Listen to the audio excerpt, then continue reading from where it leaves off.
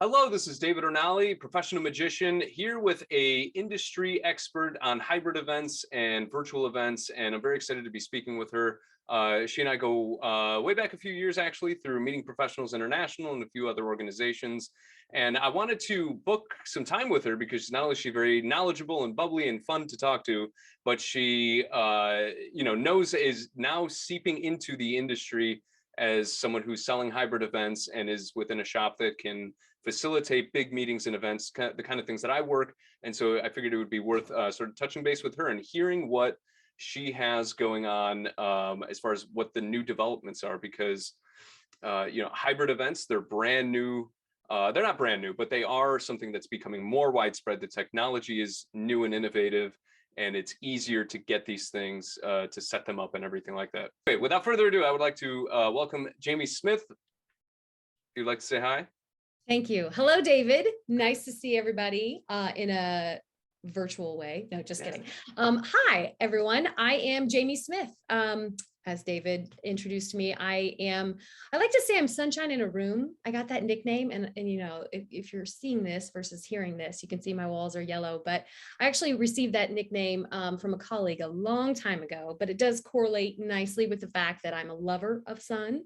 I'm a boater. And so that basically means I'm a summer baby. So as we gear into the winter months, I'm trying to keep my head up and stay cheerful as we go through that. But I'm also, a fun aunt to two little kiddos, and professionally, of course, as David mentioned, have the knack for the industry. And I'm officially a planner for life. I was a planner for 11 years with a nonprofit here in Indy. And after migrating over to the other side of the supplier side of life, I've been in AV and production for now 9 years, and very excited to continue this avenue of hybrid and all things industry, meetings and events as we come out of the pandemic.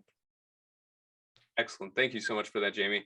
So, so the reason that I I've been following your work and everything like that. However, I had a client who was considering doing it. At first they were virtual, first they were live, then they went virtual, then they went hybrid, then they went virtual, and then they went live again. And whatever.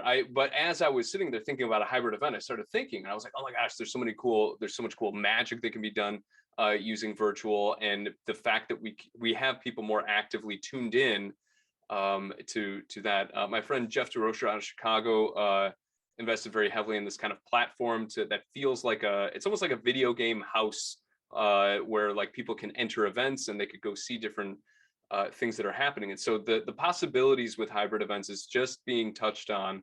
And so I was curious what you and your shop have been doing. So if you could tell us a little bit about Choice Live, and then what the capabilities are, and then from there we'll kind of go into events and everything like that. So go ahead.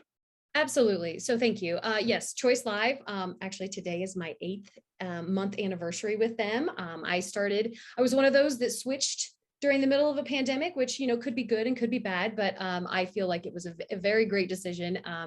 They have been the leaders in LED, previously known as upstage video. So they started back in 2005, like I said, with LED focus. So one-off events, unique things, indoor, outdoor, leaders in that LED market in the northeast corner of the country, because they're actually headquartered in Lidditz, Pennsylvania.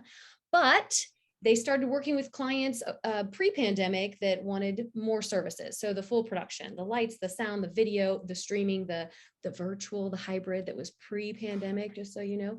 But so in any event, they changed their name to Choice Live, sadly, February 14th of 2020. So the timing was not perfect for them to roll out this new mission, this new focus to meet the needs of all of their events and experts and industry leaders and clients and partners and things like that. They did the whole pivot, just like everyone, to strictly virtual with the fact that they had outdoor LED. They were able to do a lot of socially distanced outdoor events to keep the lights on, right? They have studios and the capabilities of bringing in the content and pushing it back out virtually. So as things have kind of unfolded, naturally, we're doing some in-person events, and we're doing, of course, hybrid, and we're still doing virtual. So the nice thing is they technically we found them, and they found me, and it's been a nice marriage. I like to say it's still the honeymoon stage, but I feel like the honeymoon stage will continue because this company is definitely in it for the right reasons, has been, like I said, since 2005, making the industry better, being very creative and innovative with some proprietary equipment and technologies that a lot of others don't have to offer. So, I mean, being proprietary, of course not, right? But Choice Live and our team members are open and learning as things unfold with clients. I know this is where we're kind of heading in talking about hybrid events, but all that being said, choice is everything. This is true. Yeah, Yes. it's and that's kind of where we end up, the choice element of where we're at, where people can say, okay, people like to get together, they like to see each other in person. That's never going away. That's what meetings all about, always has been.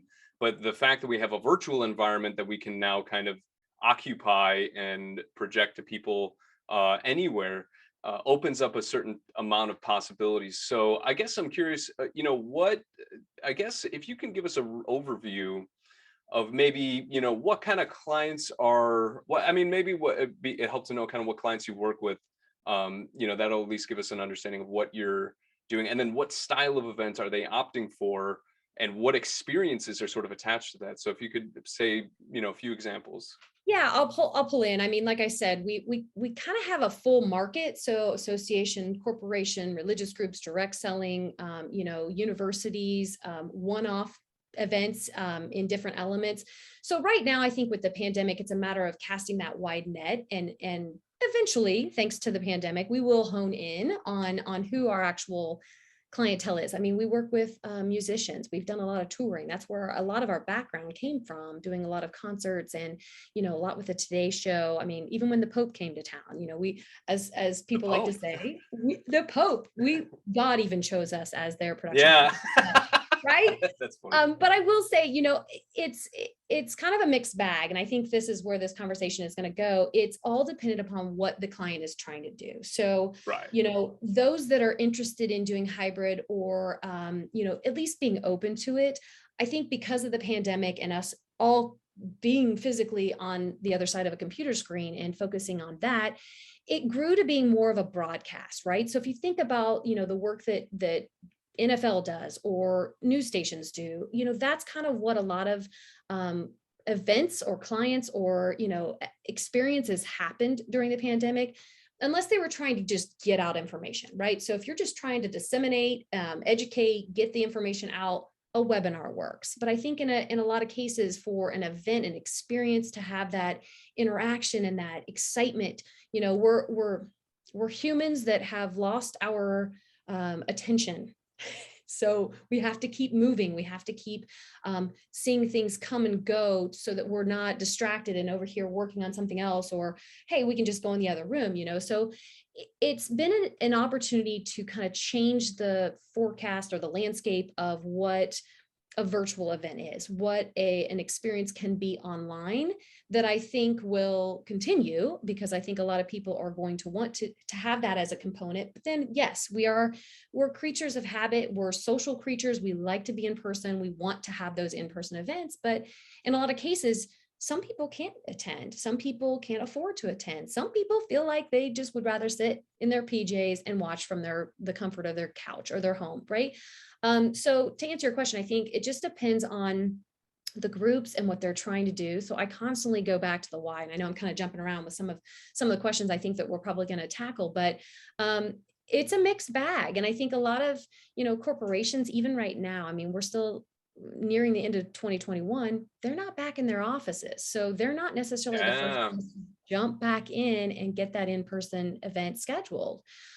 So it's kind of hard to answer. It's not a generic question. I don't think that we can answer of this is the type of group that's going to be doing hybrid. This, it's so many variables. And I think even from a production side of life, even what we provide to clients, that's a variable, right? You can't just say, here's our cookie cutter, here's what's going to cost you. It depends on where it is, when it is, how much it is, how many people are attending, what do you want to have there? Like, we could do projection or we could do LED, and things alter on the pricing and things. So I think it's stepping back and finding out what they're trying to do. So hopefully Right. I answered your question, but I know Yeah, that's probably. I think you definitely did. The thing that as I was listening to you, I was thinking about the fact that, like, not only are people having these tremendous amount of options, but like even just like designing a hybrid event, if you have a live, you could have a live stream of it, Mhm, and people back at home can just watch.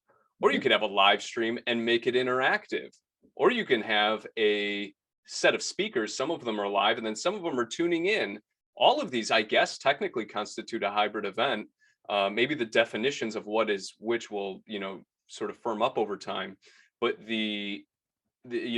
just that alone is interesting. And you could and now we have, the online event itself is going to be streamlined in such a way because you can have live recaps and then just have a virtual experience only that Oh, really highlights what it is that um the planner and the organization and the audience is looking to experience. So very interesting times. yeah, and I'll just step back because I'm sure you'll get some feedback or comments on this video that no, a hybrid is this.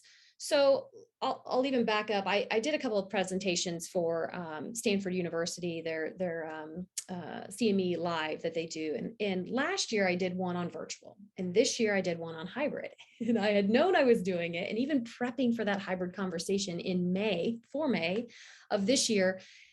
It's like, well, how do you wrap your head around it? Because just like you said, there's so many options, but breaking it down specifically, a hybrid event is um, a group of people in person and a group of people online having some sort of an experience, an education piece, an interactive piece, a way to communicate, but information is going to both of them in some capacity. The If you're two-way street streaming, kind of thing.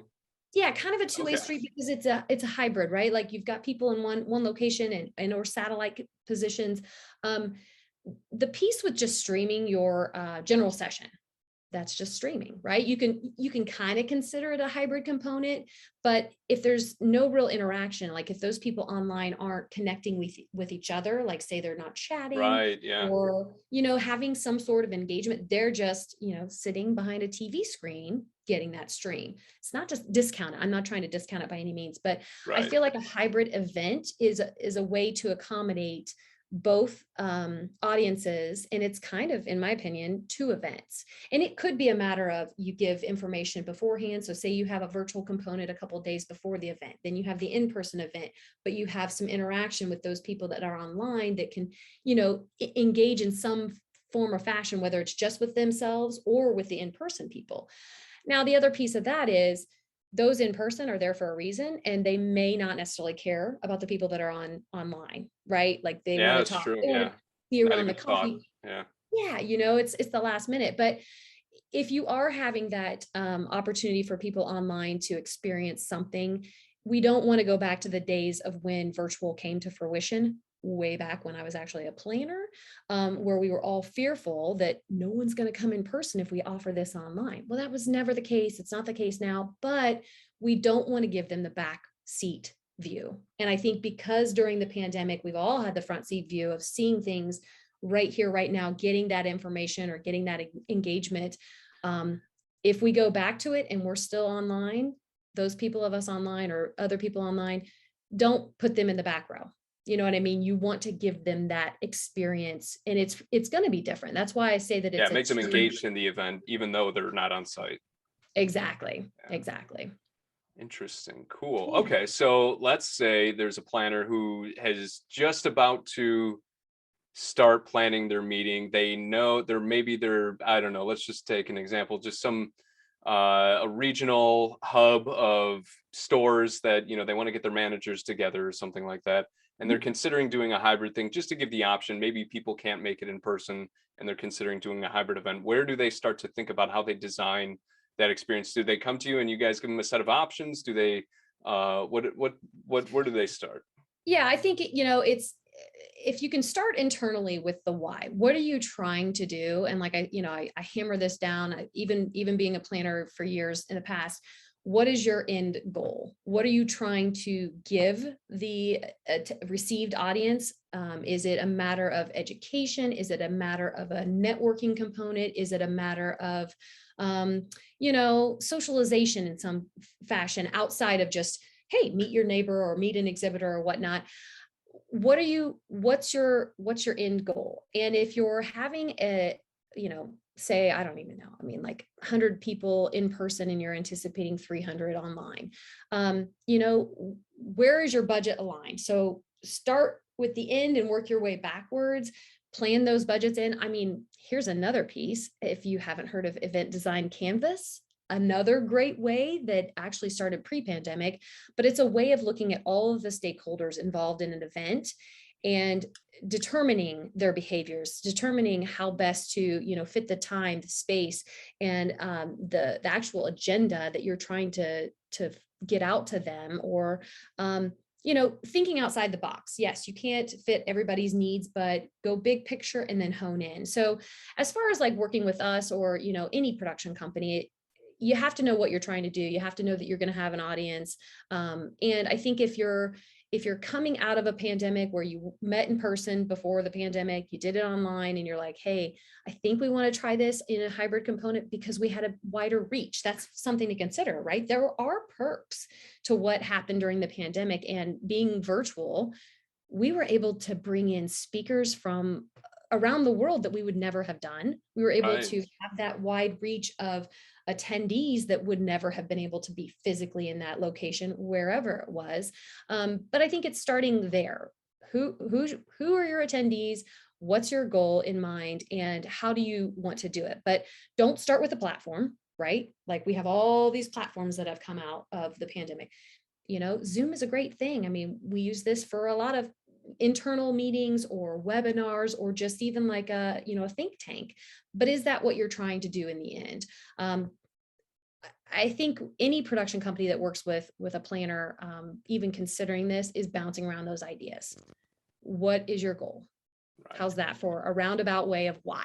Why Yeah. are you doing it? Well, you made a good point. The amount of platforms that are out there is really, it's infinite, and then on top of that, if you are trying to cater the experience, make sure that everybody's happy, and you're not even really focusing on the goals of the event, and you're just trying to, like it, that then the audience is sort of in the position of like power of to say what's good, what's not. If you're designing the event because you think that it's right for your members or what your goals are, then everything else probably will fall into place, and then whatever platforms or style of communication or broadcast that you choose will also fall into place. So that's good.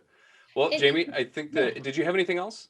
I was just going to say, and there are tools out there, right? The MPIs of the world, the PCMAs of the world, through this pandemic and even before, have honed in on checklists and RFPs and processes to at least take into consideration. I mean, there's article after article. I mean, definitely follow me on LinkedIn, because I try to repurpose that and push that out to all of my colleagues and industry professionals, because we only know what we know, and the more we learn and take in and kind of assess to figure out what's best for us and our attendees is a great way to start. I mean, I love the fact that the pandemic has allowed us to kind of get more innovative with how we make meetings and plan meetings, and we don't have to do the same old, same old. It's a Right. unique way we can start fresh. Yeah. Definitely. Yeah, there's been a lot of I mean, the fact that I even have my studio going is just like I come downstairs like into my basement. I get to do like my thing from here. And it's crazy. I mean, it's mind-boggling. I used to have to drive so long just to do some magic tricks for for people, get my paycheck. So the fact that I can like wow people from here, that elevates everything that I can do and can communicate with everybody. So, big production companies like yours are really going to be leading the way as far as the way that the arenas of the world of these big groups are meeting and everything. So it's very exciting stuff. And we do have to innovate how we're meeting, because the waste factors, if you have attendees who can hybridly meet, that's that much less waste that we have to worry about as far as distance and materials used to produce the events and everything. And that's a very important thing that we're also considering. So cool. Absolutely. Well, I'm going to be putting some information about how to connect with you, Jamie, if we have any event planners watching or industry pros that want to connect with you, and everything like that. But did you have any preferred way that to shout out to people to connect with you? Yes, email, LinkedIn is easy. I'm on all platforms, but my email is Jaime, Jaime at choice.live. And I know David will put this in the notes below. I'm Jaime Teresa everywhere. I was named after the Bionic Woman, so that's why it's Jaime. And I have an eight. Oh, gotcha. Okay. Yeah, I know. Yeah. I always figured there was a story behind your name, and I never bothered to ask. I'm glad you mentioned it. Absolutely. I mean, hey, Lindsay Summers, Jamie Wagner. Am I saying that wrong now? I wasn't born, so I just know I was named after her. But yeah, so I'm on all the platforms, Jaime Teresa. But I'll make sure that David has my number as well. You guys are welcome to reach out to me. Cool. Thank you so much, Jamie. I really, really appreciate it. And thank you to everybody who watched, who's interested in hybrid events and learning about them and this new wave that's here. Appreciate it. You know, definitely connect with me on LinkedIn or reach out to me if you have an event or if you have anything else that you need. So either way, thanks so much. I'll see you guys later. Bye-bye.